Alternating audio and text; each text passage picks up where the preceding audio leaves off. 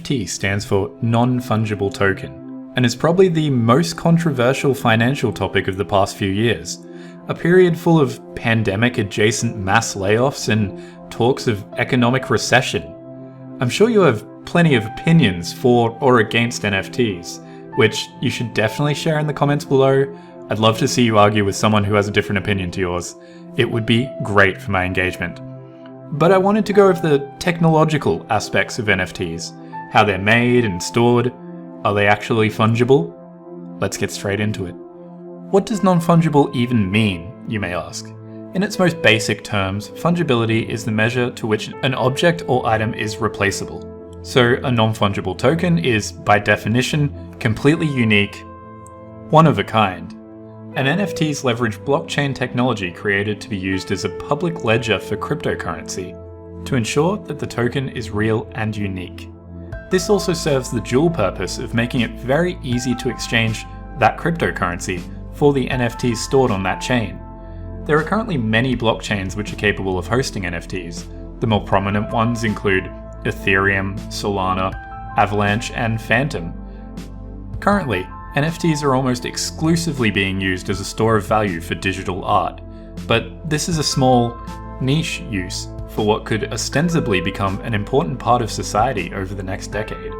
A public, immutable record of things like housing and land deeds would be extremely useful.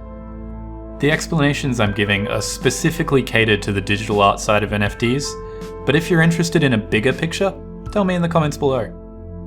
There's two main kinds of NFTs, one stored completely on the blockchain, which I consider to be true NFTs, and ones which are stored on IPFS, the non-fungible portion simply being a link to the art. There are pros and cons to each method of storage, and the technology used is slightly different between the two. The true NFTs are usually very small pieces of pixel art, such as the now infamous $1 million CryptoPunks. These were the first NFT ever created back in 2017. Although they weren't originally stored fully on-chain, this change came about in August of 2021 after many complaints from the CryptoPunk community. Because these NFTs are very small, CryptoPunks for example are each a 24 by 24 pixel image, it doesn't cost much money to upload them directly to the blockchain. This process is called minting, borrowed from minting real-world currency. Once a true NFT is minted, it will be held ad infinitum on the blockchain, able to be bought, sold, and transferred between any number of crypto wallets. These are also truly non-fungible. They are directly tied to their blockchain address and completely immutable. The second kind of NFT is much more common and extremely controversial in both the cryptocurrency space as well as the general population. These are the NFTs that were making headlines in mid-2021. These NFTs are stored externally to the blockchain, most commonly on a system called IPFS. This stands for Interplanetary File System. The IPFS website simply describes it as a distributed system for storing and accessing files, websites, applications, and data. It's essentially cloud storage, but in a decentralized environment. It's got similar goals to cryptocurrency, allowing the holders and consumers to control the distribution network. There are also instances of these NFTs being stored on consumer-grade systems like Google Drive, although these are almost universally a scam.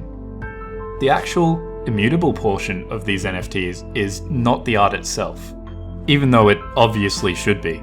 Instead, it's a link to the IPFS location of the art, no different from selling a link to this Wikipedia picture of a cow statue with moose horns. That isn't to say that all of these NFTs are scams.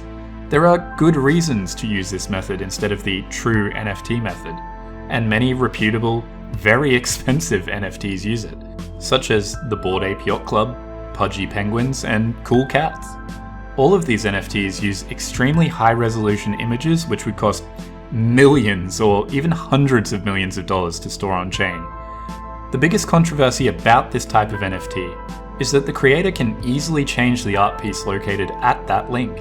This has happened several times already, with artists changing the NFT to a picture of a rug, which is an in-joke within the cryptocurrency community, implying that the owners have had the rug pulled out from under them, or got rugged, nerd. There is one other large NFT industry booming right now, and that is domain names. Basically, usernames for your crypto wallet. Currently, the Ethereum blockchain has ENS, the Ethereum naming service.